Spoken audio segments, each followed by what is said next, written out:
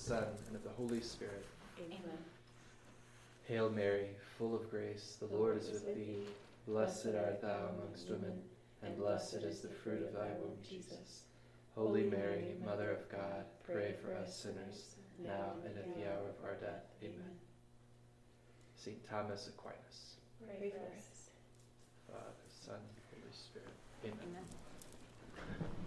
Okay. So we are going to continue our study of justice in the Summa. Yesterday, was last time, we were looking at question 58, Article 4. I think we finished with the body of the article on that one. That's correct. Yes. Okay. I mean, we got to the I answer that. Okay. Right. And so that article is about where is the virtue of justice situated? Is it in the intellect or in the will? Does anybody remember what the reason was that led us to maybe think that justice would be a virtue of the intellect? Because justice is sometimes called truth. Right, justice is sometimes called truth. And we can see that there is a strong relationship between justice and truth, much more so than between temperance and truth, or fortitude and truth, or prudence and truth. You could see, okay, maybe there's something there, because there's also a tight link with the intellect. In fact, prudence is an intellectual virtue. But we'll deal with that later. One of the cardinal virtues, but an intellectual virtue. So justice, though, since it's got this close relationship with truth, we have to see, well, is it actually modifying the way I think? Or is it modifying the way I act, my choice? And so St. Thomas, in analyzing it, looks at this twofold nature of the appetite. So kind of clears some things out, and he sees how there's the sensitive apprehension, and then there's this more rational apprehension that's taking place. So the justice is then modifying this rational apprehension. So one of the things I ended with last time is I said that justice is like truth impressed in the will. And that modifies my action. As I'm acting out, as I'm moving in my act, there's this virtue that's modifying that, and that's justice. The truth that justice adheres to is in the reason, is in my reason, but the truth that modifies my action is called justice. The truth as it modifies my action is this virtue of justice. Good? Mm-hmm. Okay, let us then jump right into these objections and hit them. So we'll start here and then work our way around. Objection 1. Mm-hmm. It would seem that justice is not in the will as its subject. For justice is sometimes called truth. But truth is not in the will, but in the intellect. Therefore justice is not in the will as its subject. Let's see St. Thomas's response. Go ahead. Reply to objection 1. Since the will is the rational appetite, when the rectitude of the reason which is called truth is imprinted on the will on account of its nighness to the reason, this imprint retains the name of truth, and hence it is that justice sometimes goes by the name of truth. Okay, so that's pretty good, pretty clear. Why don't we go now to objection number 2, and if people have a question, or if they're like, I'd like a little more clarity, feel free to stop us, but otherwise we'll just keep going. Gina? Objection 2. Further, justice is about our dealings with others. Now it belongs to the reason to direct one thing in relation to another. Therefore, justice is not in the will as its subject, but in the reason. Okay, let's see if we understand that objection. Could you put that objection in different words?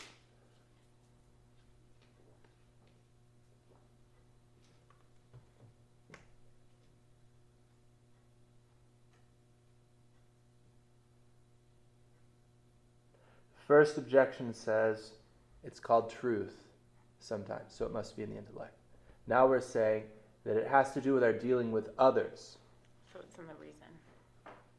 Now it belongs to reason to direct one thing in relation to another, and not to the will. It belongs to reason and not the will. So that's the opposition that we're looking at. Does that make sense? Got the objection? Pretty clear? So the first objection is looking at the seeming similarity of justice with truth. And now, in the second objection, we're looking at how, if you want to talk about transcendentals, there's no reason to bring that up at this point, but otherness is something that is one of these other things that go. So you've got truth, goodness, oneness, aliquid, which is otherness, and then realness, for lack of a better word, real. And these are all like sort of interchangeable to goodness. They're all interchangeable with each other. These 5 transcendentals. And so intellectually I can pass from one to the other. So otherness is something that is grasped by my reason. In order for me to truly direct one thing in relation to another, I have to grasp its otherness, that it's not just a connection of myself. So if justice is really dealing with the other insofar as he is truly other, then there has to be this kind of break, so to speak. And the intellect is that, the reason is that which is able to surmount the chasm, so to speak, that exists between myself and the otherness of the other. I can bridge this gap by the intellect. Now, will is something that modifies, or that is the source of my choice and of my action. So how does justice, if it's dealing with the other in a relationship with another, do that on the side of the will, if it's the intellect that's principally concerned with otherness? That I think, just trying to make sure we understand that objection as well as we can. But if there's some people that are like, doesn't make sense. Good. Let's respond. The will is borne towards its object, consequently on the apprehension of reason. Wherefore, since the reason directs one thing in relation to another, the will can will one thing in relation to another, and this belongs to justice. So how would you explain that reply? Can I just have a minute to read it to Yeah, myself? that's fine. 1, 2, I'm kidding.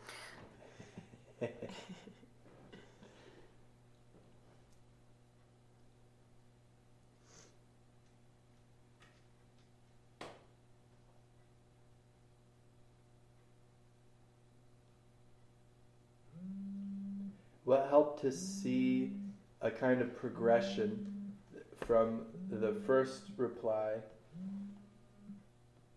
to the second?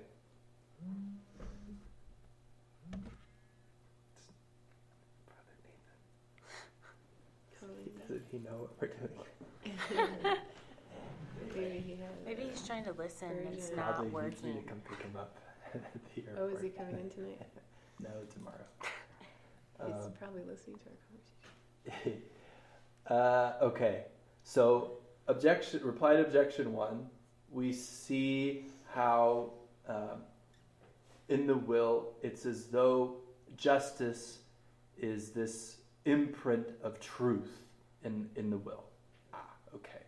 Now, that means that the will is receptive to the intellect, what the intellect discerns.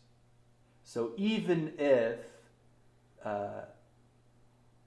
this understanding of otherness and justice begins in reason with the intellect, it flows directly into the will. I receive the object of my will from the intellect. The will depends on the intellect for its action. It's not like the will is acting independently of the intellect. So it's an interesting reflection to have, but when you sin, when you deviate, or when you do what's right, there's a large role of the intellect at place in providing the will with what it ought to adhere to. The intellect is saying, this is good. This is the good that you ought to adhere to. Inside of yourself, that's what's happening. And so your will goes, and rushes into it. Because that's what the will is its main capacity. But the will being... Go ahead. Because what it's making me think of is like love, right? Like it's like you think, there's an intellectual, reasoned approach to relating to other people, but then it's not like love is in your intellect. It's all about like what choice am I making and how am I treating the other person, right? Right. But at the same time, it is the intellect that is able to identify this is good. This is the good, and then your will adheres to it. Basically. Everything in me moves, and once my intellect sort of releases me, and that's why we see in sin. Both love and justice is what you're saying, right? Like it's not like it's different, right? Right. Okay. Yeah. Because justice should be a form of love. Yeah. As scary as that may seem. And when we talk about justice and mercy as though they were opposed to each other, I mean, that's a very false way of understanding either mercy or justice. The demands of mercy is always first, but justice is a consequence of mercy, in fact. As God created us out of mercy. We didn't have to exist, but we would have been in our miserable non-being if God had not created us. So that first act of God's creation is merciful. And in creating us, there's this whole order that He establishes within us, that order of justice, so that we can be fully happy, fully fulfilled by Him. And in not following that order, we lose. And so when that justice breaks down, then of course there's suffering, there's pain, there's sadness, and we bring it all on ourselves. But our intellect is what allows us to actually sin. We couldn't sin without our intellect giving our will something that was wrong to attach itself to. Now, our will consents basically to anything, because our will is broken. So anything our intellect says, this you ought to love, our will is going to be like, let's do it. And we can either make it even worse, and the intellect says, this cherry pie is worth all of you. Give yourself to this cherry pie. And your intellect is telling you that, and you say yes, and you choose it. And you break something inside of you when you do that in the process.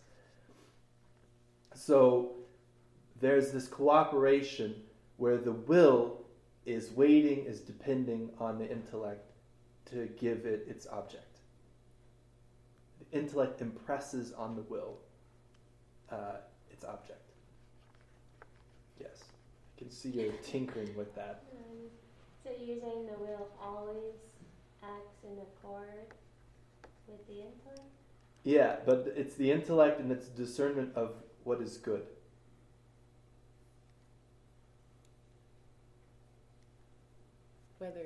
whether it's faulty or not, right? Mm-hmm. Like if you're making a misjudgment, then your will's going to act on the misjudgment.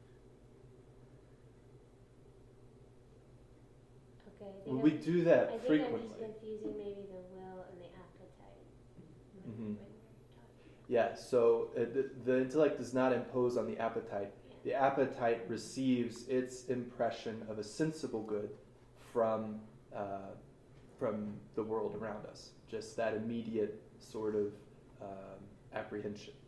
Now, the intellect says, not only does it smell good, but it is that for which you were made. And then you say, yes. And you throw yourself on that sensible good, as though it were your end good. That's what sin is. We throw ourselves on a lesser good, as though it were the end good, the good for which we were made. And there's a defect of the intellect in telling the will, this is what you're looking for. Not a defect as though the intellect is broken, because the intellect is the part of us that's not really broken. The will, if the will were not broken, it would not adhere to something that was less than a spiritual good, as though it were a spiritual good. But we note that that's what happens frequently in our lives. And that's because we made a bad judgment, poor judgment. Look at original sin, how it happened. Adam made a poor judgment. This is good for us.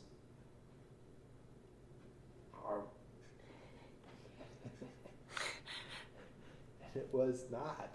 I think it like the way, I think it's a linguistic issue, but it makes it sound more like a mistake instead of a sin when you're talking about it as like an intellectual, you know what I mean?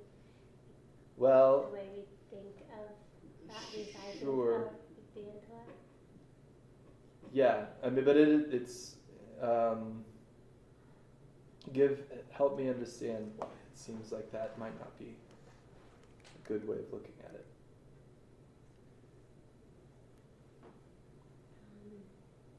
I mean, in sin, you are mistaken,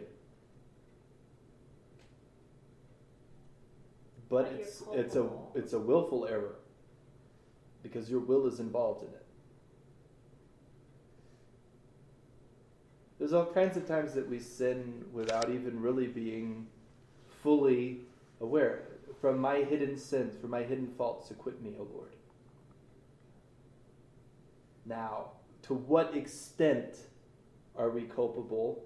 To what extent, and the more clearly we understand that what we're doing is not really good, that's where we see a graver error. More culpability. A graver sin. Because it's like, what's coming to my mind is that image of the target, right? The archery term, that sin is the archery term for missing the mark, Mm-hmm. right? So it's like, yeah, sometimes I guess we would deliberately miss it, but most of the time we're actually shooting for something that we think is good, that we perceive as Mm-hmm. as good, but we're just missing the mark of what actually is truly good, Mm-hmm. right? Yeah. But because we've chosen it, like it's still Because to we greater or lesser degrees throw of our it. life into it, there's still sin. Now, to what extent it's to the gravity of that sin is going to depend on our knowledge. It's going to depend. There's three factors, right? Knowledge, and then the other two that I can't think of while I'm looking at four faces. But knowledge is a piece of it. So are people who, if someone is not educated in such a way so that they can follow logical processes or really make judgments well based on patterns and things, then are they going to be just less culpable for sin? Sure, certainly there's less. Necessarily because they can't I mean, if you have a diminished reason as well? function of your intellect by the circumstances of your, if your organs don't function very well, if your brain doesn't function very well, then yeah, Or you haven't been educated. if you haven't been educated, if you haven't been brought up like with clear sort of understandings of what's right and wrong, then your culpability for sin is going to be diminished by that. It's not going to go away entirely, but it's going to be less. Because your conscience never stops speaking. So you can't ever pretend like, oh, it was a purely rational thing. There's this cooperation with the conscience that has to do with, also it's a piece of it. So without going too far in that direction, I think that that it is the intellect which discerns in reality the different objects and their goodness. And otherwise I wouldn't know where to go, what action to perform, or what object I would be acting towards or for. It's the intellect that gives me a direction. Without the intellect, I have no direction. And so there's this, the intellect is primarily responsible for discerning the good, and the will adheres to it. And so when I allow myself to adhere to something that I know is not as though it were my end good, if I allow myself to adhere to something as though it were my end good, though it's impossible for it to be that will necessarily incur sin. And if I knowingly do it, the more knowingly I do that, the graver the sin is. From just the side of knowledge.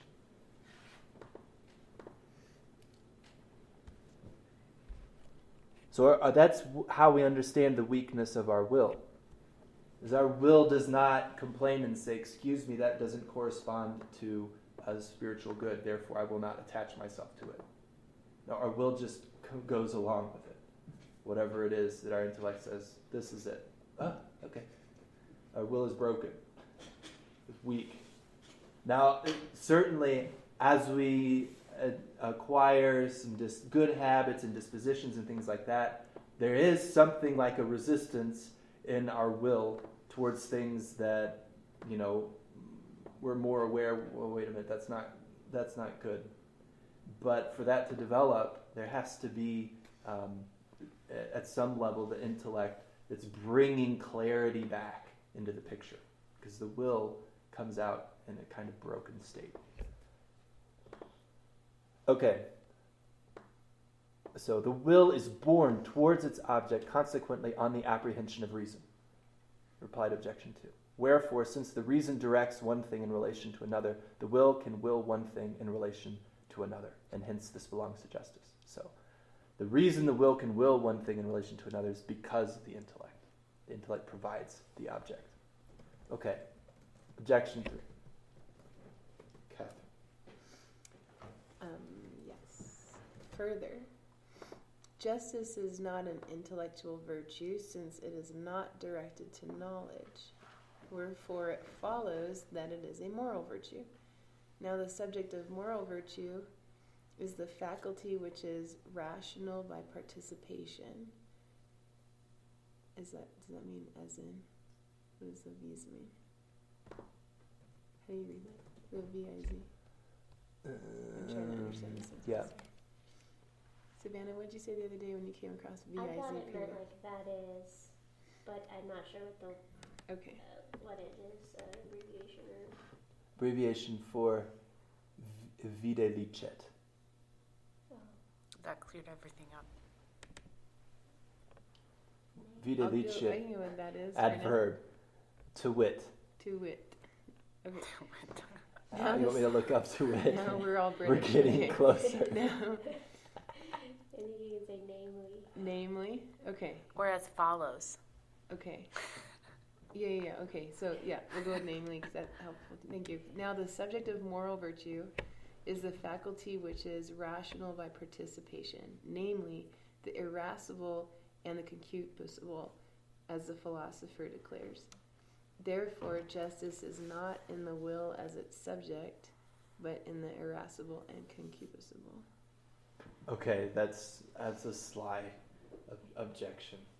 It's kind of silly, but does anyone see where the the objection lies. I feel like I'm just getting used to like how it's written. So Yeah. I'm really slow here, so I would need time to like read it over a few times, but we don't have time for that. So. Okay, so further, justice is not an intellectual virtue. We're fine with that, right?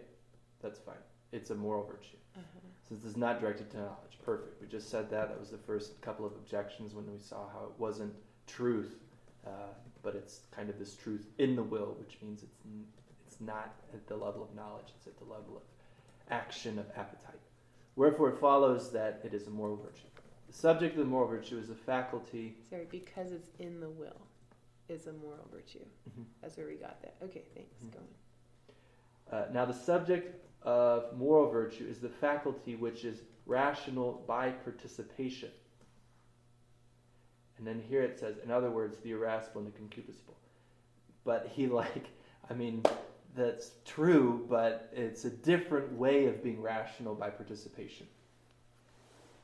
The way that the irascible and the concupiscible, which are these two sensitive appetites, participate in reason, it's a much more distant participation than the way the will itself participates in reason. Okay. Because there's like this direct sort of spiritual participation between the intellect and the will. They're neighbors. They live next to each other. Whereas the irascible and the concupiscible live down the road. And they only come to participate in reason by already this other faculty. Sorry, not the other faculty, but by the virtues of temperance and fortitude. So temperance rectifying the concupiscible, and fortitude rectifying the irascible. But that's how they participate in the rational.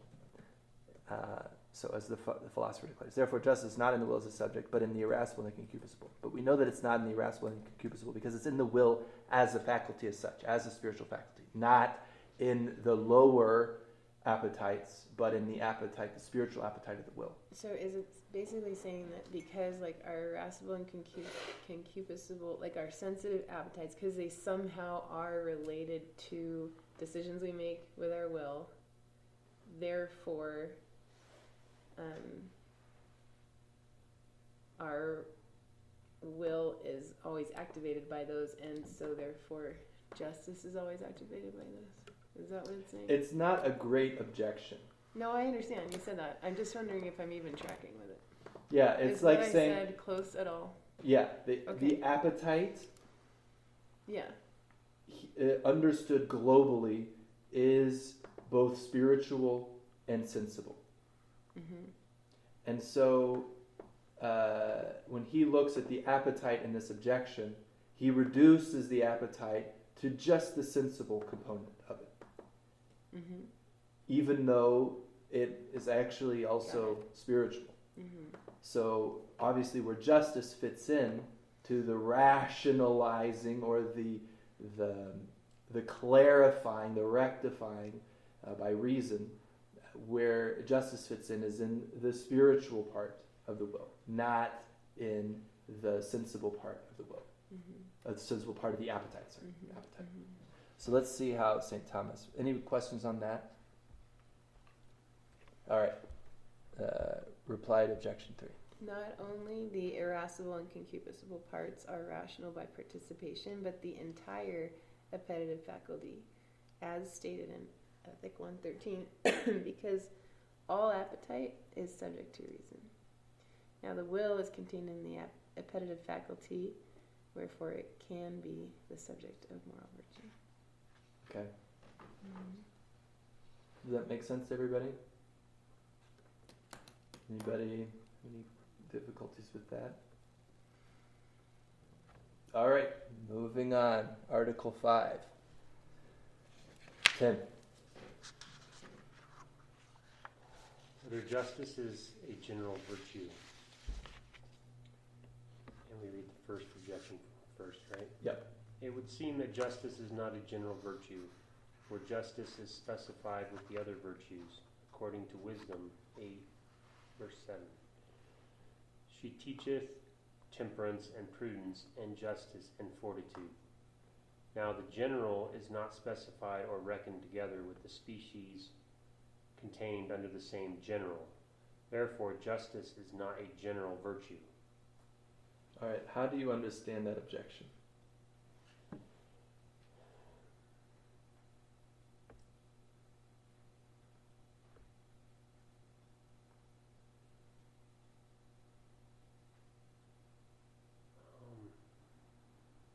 When I read the word general, it makes me put it. I guess I read this as conflicting because it says it's not a general virtue, but then it's listed with other virtues. So in my mind, general means general, not special.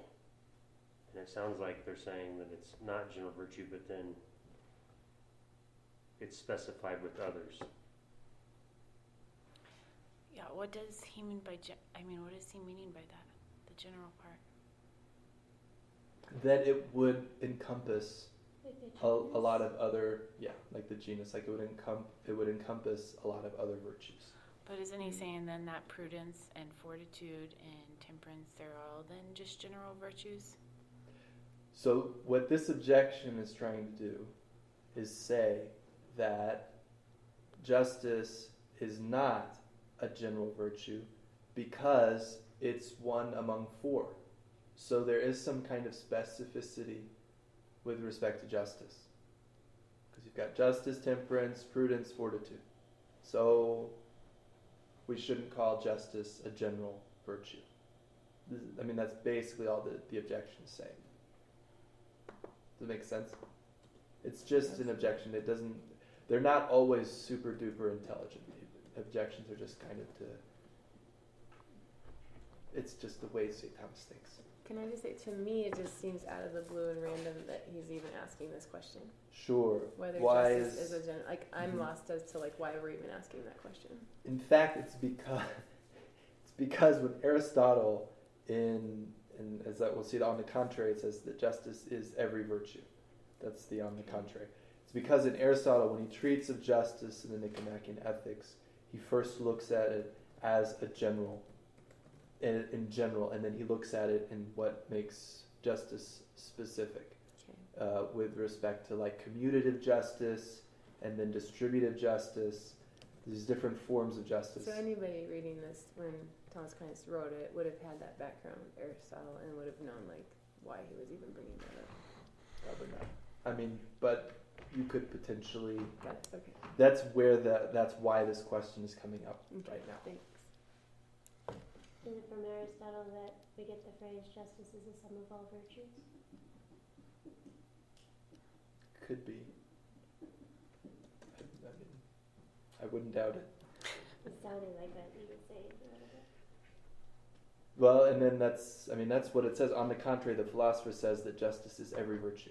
So if it's the sum of all virtues, or every virtue, yeah. And then in Latin it is justitia est omnis virtus, is all virtue. All right, let's continue. I answer that. Or I am- out in the country. We got it. Oh, sorry, I sorry. kind of read it. Oh, that was real what quick. you Justice read. is every Sorry. virtue, says the philosopher. Thank you. I ask that justice, as stated. Answer. I answer that justice, as stated above, directs man in his relations with other men. Now, this may happen in two ways. First, as regards his relation with individuals.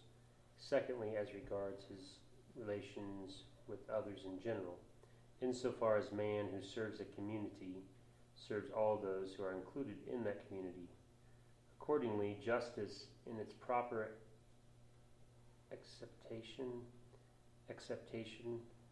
can be directed to another in both these senses. Now it is evident that all who are included in a community stand in relation to that community as parts to a whole, while a part as such belongs to a whole, so that whatever is the good of a part can be directed to the good of the whole. It follows, therefore, that the good of any virtue, whether such virtue direct man in relation to himself or in relation to certain other individual persons, is referable to the common good, to which justice directs. Okay, let's make sure we understand that part. The good of any virtue, whether such virtue directs man in relation to himself or in relation to certain other individual persons, is referable to the common good, to which justice directs.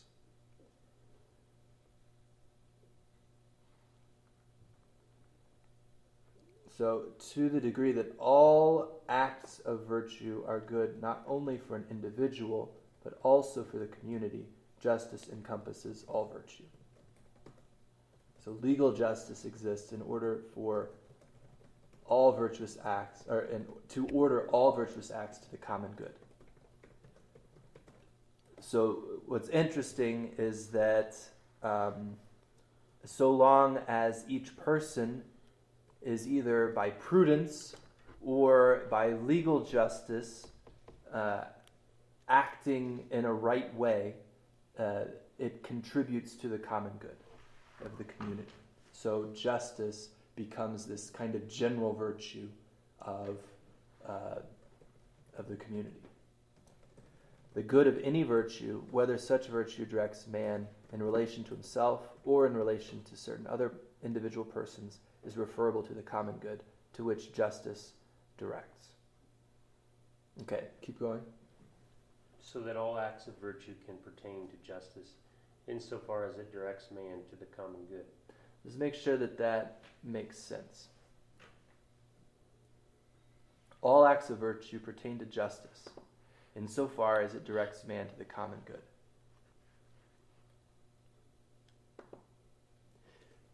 If I am acting virtuously, it's impossible for me to be acting unjustly within a community. So justice kind of encompasses all virtue in that respect.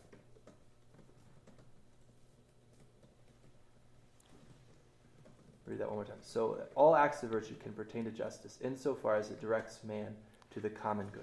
Why don't you say that like all the virtues though, like if you're like really acting one of them, like it's really, I mean, can you say that about all of the virtues?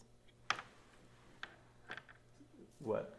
Like they all kind of encompass each other? Not in the same way. Because they're not all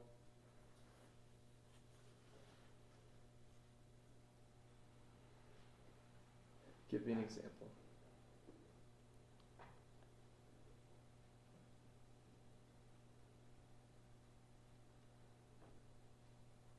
I mean, it seems like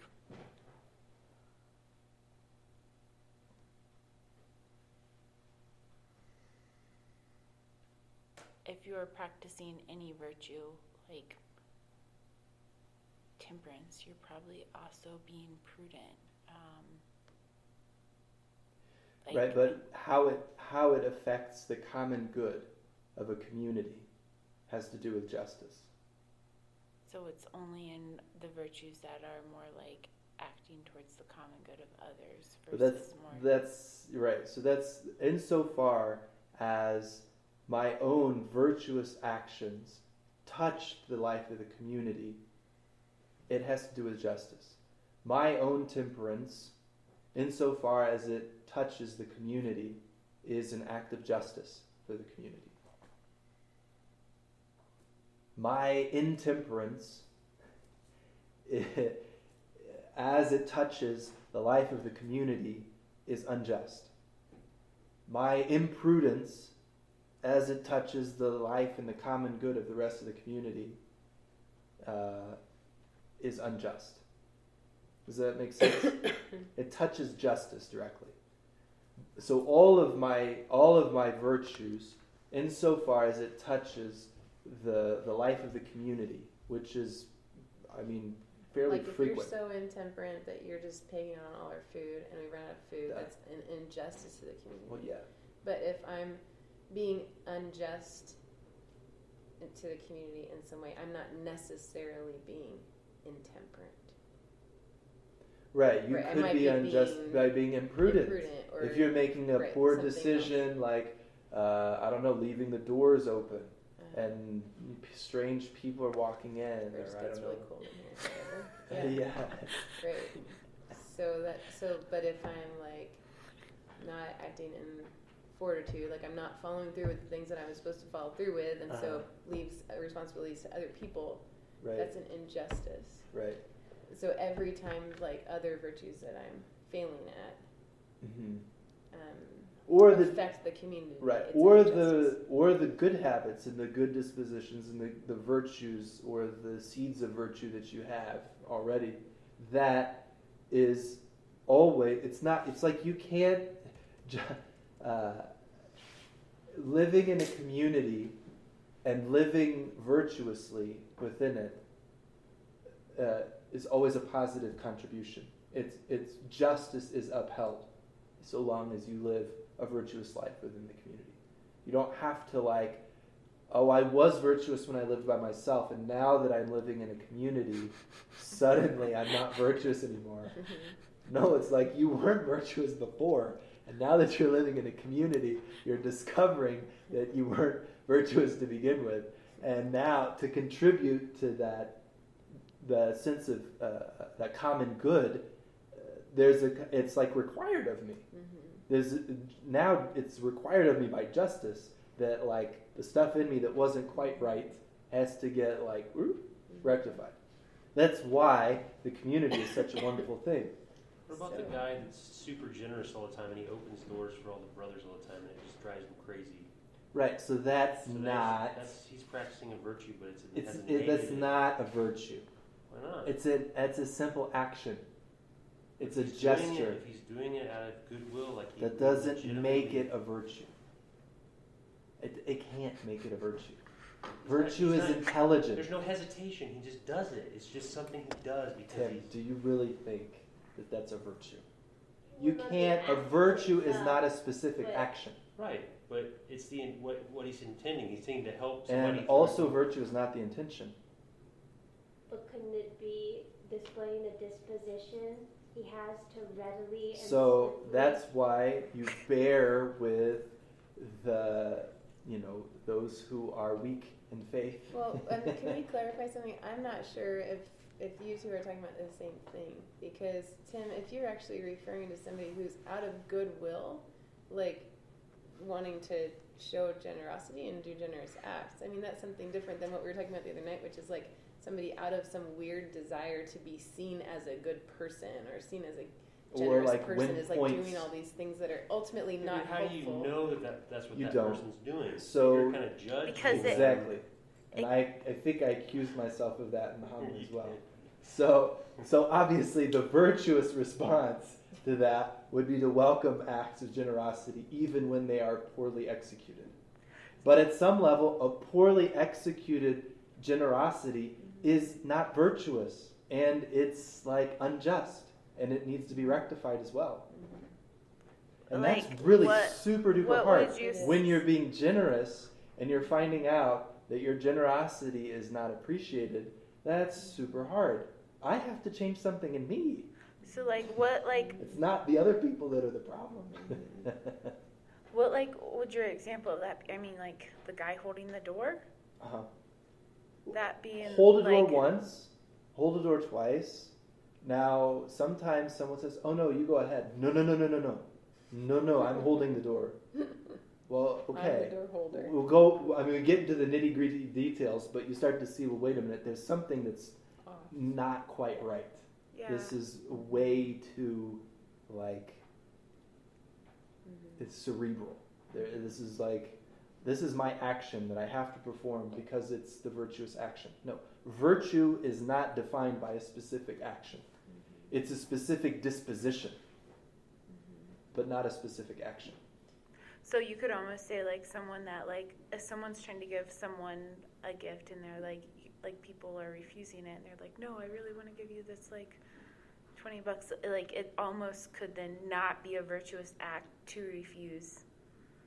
Right. Because It's like when you sit well, because down, if you look you're at the family meal, the people are visiting, everybody goes out to eat at the restaurant, and Dad's like, I'm going to get the bill. No, let me get the bill. No, I'll get the bill. all right, it's playful, but I mean, at some level, there's the magnanimity, and then like both in giving and in receiving. I mean, sometimes you just have to receive gifts. Sometimes it's right to refuse gifts. And sometimes you have to let somebody refuse your gift. That is really hard. If you're like, well, wait a minute, I'm doing this out of the goodness of my heart and you don't want it. Well, get over yourself. That can be really hard. And I remember clearly being in communities, that probably was the hardest lesson for me to learn. What about the little flower? Didn't she annoyed her sisters because she would do things with such love and joy, and they thought that was just annoyed them. Mm-hmm. So how be does that? careful. I think she was kind of spoiled when she was younger. She was Might not have been. No, I'm talking when she was in the Oh, in the convent. I mean, that's what all her writings were about, is how she discovered how to do these things, that even the littlest things, doing them with the right demeanor. Well, now, is it demeanor? Because if it's like, Tim, Yeah. I'm just so happy I to know see you're saying, you. but she's still annoyed. Well, that's She's still annoying. Yeah, but You she's can't be like that to everybody all the time. But she was growing closer to Christ by doing things with love, Right, right? absolutely. So her scrubbing the floor and getting every last thing clean on the floor and not leaving a spot, that annoyed somebody. Is that Maybe. I mean, I'd say it did. Well, Is she not practicing a virtue by doing things perfectly, the best of it's her ability? not. No, that's But not like- where the virtue is. Yeah, but she's growing. Perfect execution does not create virtue. But like the person being annoyed. It's the I disposition. know, but that's what I'm saying. That Okay. her disposition is allowing her to do it perfect, because she could look at doing that task as, I don't need to do this very good, because what is it going to really do for anybody? It's not really important. It's nothing. But she does it in a way that it's, you know what? I'm going to do this to the best of my ability, because this is a job that God gave me to do, Mm-hmm. and it's going to help me grow closer to Christ. And so she does it. Take the other case with St. Faustina, who in the kitchen is trying to do the cooking to the best of her ability, and she can't even cut carrots. Right. Completely annoying all of the sisters in the convent. Yeah. You can't even cut the carrots. And she's trying to cut the carrots. So growth in holiness Mm-hmm. and growth in virtue are not synonymous. They're not the same thing. Yeah, but I thought virtue, which deals with faith, was it redirects you, it centers you, it brings equality with internally. And we talked about, I can't remember the name of it. Right. What type of virtue was it, which was internal? The metaphorical justice. So when you're talking about metaphorical justice, Uh-huh. it does do that to you. It brings you closer and back in line and brings you closer to Christ. Right. It redirects your Well, thoughts and your okay. disposition to Christ. Let's get back to maybe the objection or the point, or maybe focus the thought that you had a little bit more, so that we don't go too far in too many different directions. Now, if we're looking at common life, living in common, it's true. It's a laboratory, if it's lived well, of discovering my own defects, the defects of others, and then how I need to become better. Now, if I'm working towards that, that's great. But until there is some sort of virtue that's present, there's a lot of strain within a community setting. So it's true that it's how good and how pleasant it is when brothers live in unity, while the only way for brothers to live truly in unity is when there's these friendships that are based in virtue. And that's Aristotle talks about that, a lot. Now, the fact of the matter is we have to live in community whether people are virtuous or not. It just happens to be much more pleasant and joyful and easy when the people who live in the community are virtuous.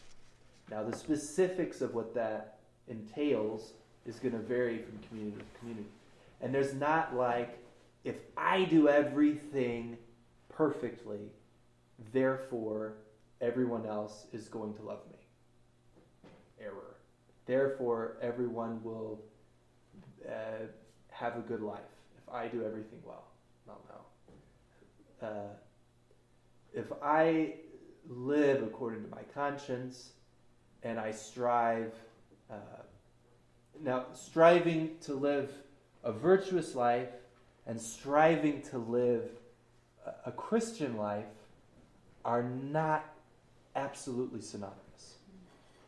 And that's real important for us. I can live my Christian life in a horrible context, but a good human virtuous life, I can't just have that in any context.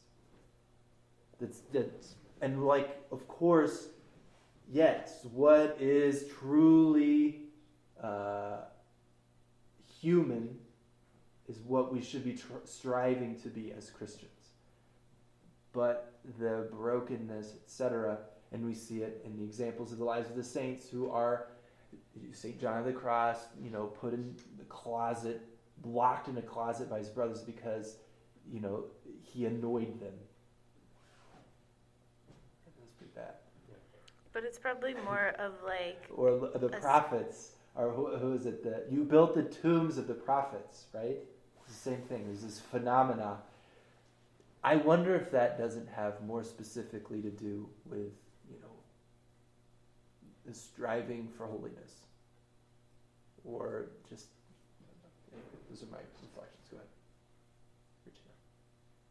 Oh, no, I was just saying, like, with St. John of the Cross and even St. Therese, it's probably more of, like, a reflection of, like, the other sisters or brothers not being virtuous. Mm-hmm. Because, like, the annoyance would come from their, seemingly perfection. Mm-hmm. And so does the common good mean something positive and a positive effect? Because making somebody grow in virtue because you're being virtuous and it's causing them some kind of conflict, but it's helping them grow in virtue, isn't that still presenting something that's for the common good? I mean, sure. Because, like, you're not causing them to be less virtuous, like, because you are virtuous, but, like, you might actually be challenging them to look more at themselves.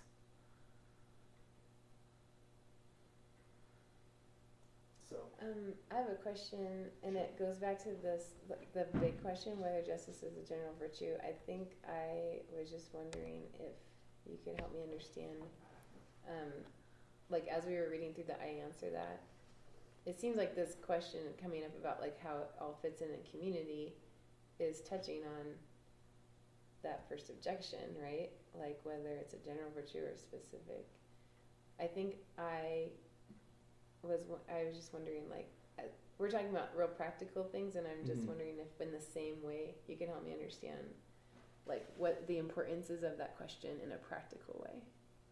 Why does the question matter in a practical way to me, whether justice is a general virtue or justice is a specific virtue?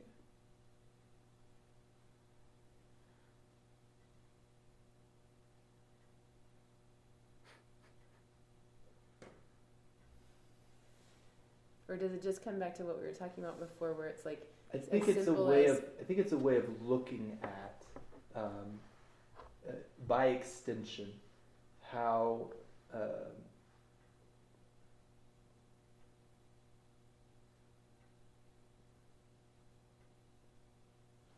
when I act virtuously in any way, it's just.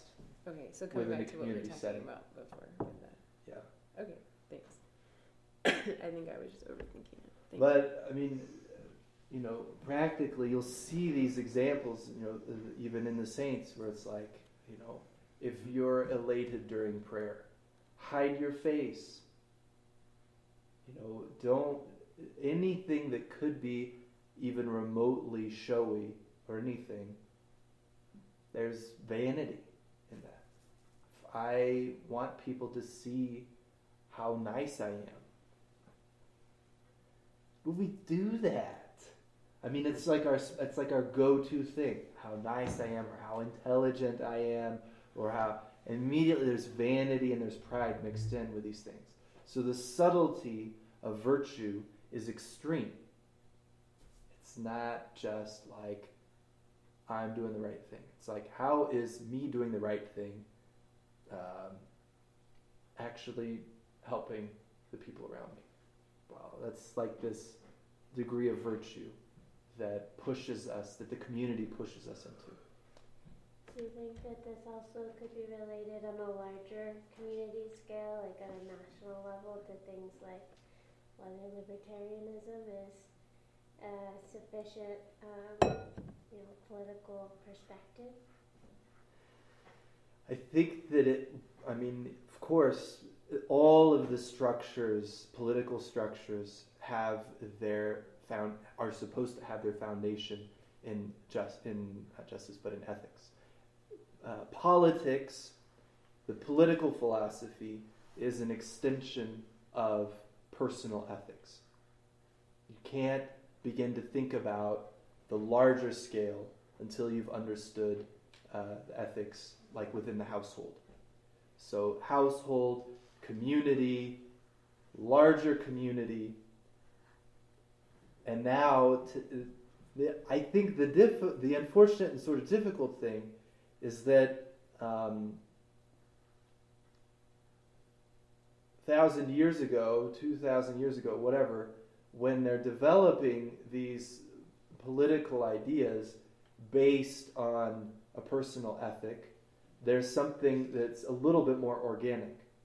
When you're looking at something as large as the United States, for example, and where I'm technically have a political allegiance to someone in Wyoming or Maine, but I've never met them. I think we probably speak English, but I've got nothing else. I probably will never talk to them. So to understand an organization of human beings that's beyond what we could really call a community, that requires this understanding of a common good. How can you shift, and the common good is not, strictly speaking, a principle in the same way that a personal good is. Someone else, their goodness is what causes me to act in an ethical way. How do I, by extension, for a common good, the good of a group of people that think very differently from me, and even more and more and more differently, pluralistic, organizations of people. We've gone into these sort of organizations of people that have no real relationships. You're saying the U.S. And we want to reason about how to organize those things outside of personal ethic. So you lose kind of the basis that will help you make sense of it. But there's all kinds of political theory and philosophy and stuff. And if you read Aldous Huxley, he comments on the perennial philosophy. Have you read that? No. There's a great quote, and I'll show it to you. Anyway, we have to stop because we're at the end here. We did finish Article 5, correct? We got through... I just barely got through I answered that. We didn't do any of the objections? No, sir. We No. stopped about 3 times in there, and then we got into the long discussion. That's great. All right, let's just read Objection 1 and its reply and see if we can, just to make a little bit of headway before we finish here. Don't worry, but keep your question. Aldous Huxley. Tim, where did you leave off? No, but I can read it if you want me to. Objection 1. Okay. It would seem that justice is not a general virtue, for justice is specified with the other virtues according to Wisdom 8:7. Oh, I'm so sorry, Tim. I don't think we finished reading the body of the article. We didn't. Yeah. Let's finish. It is in this sense. Is that where we stopped? I think it was, and since it belongs to the law. Okay. It is in this sense. Yeah, you're right. It is in this sense that justice is called a general virtue, and since it belongs to the law to direct the common good, as stated above, it follows that the justice which is in this way styled general is called legal justice, because thereby man is in harmony with the law which directs the acts of all the virtues to the common good. Okay, so there's this kind of equation that Thomas makes between general justice and legal justice. And that's actually the same thing that Aristotle does. Thomas does it, Aristotle also does that. Commutative justice, distributive justice, legal justice. It's three different areas of justice. And legal justice is that whereby man can be in harmony and direct the acts of virtue to the common good. Okay, let's, I think we've got the objection one. Let's read its reply.